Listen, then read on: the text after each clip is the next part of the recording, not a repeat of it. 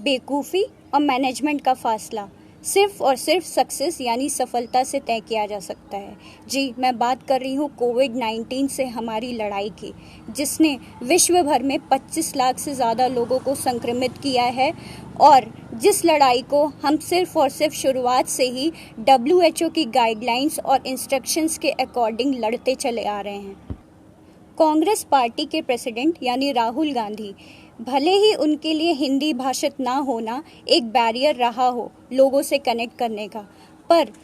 Virus को लेके उनके विचारों की थ्योरी कहीं ना कहीं WHO से मेल खाती हुई और सच साबित होती नजर आ रही है। जिस लॉकडाउन को लेकर WHO आज आंकड़ों के माध्यम से बोल रहा कि लॉकडाउन सिर्फ एकमात्र चारा नहीं है, उस लॉकडाउन को लेकर राहुल गांधी ने सेल्फ ऑब्जर्वेशन पर पहले ही ये स्टेटमेंट दे दिया था कि लॉकडाउन सिर्फ एक पॉज हो सकता है, पर ये किसी समस्या का समाधान नहीं है।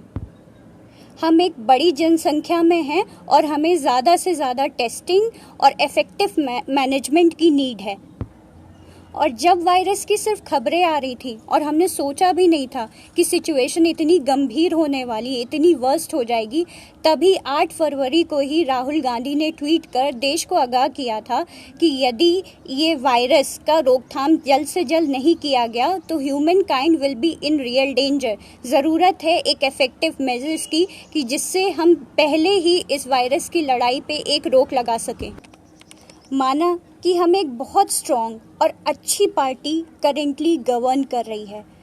पर विश्व युद्ध यानी विश्व भर की लड़ाई जिस वायरस से देश और कई कंट्रीज़ लड़ रही हैं, हमारा देश खुद लड़ रहा है, वो लड़ाई कब से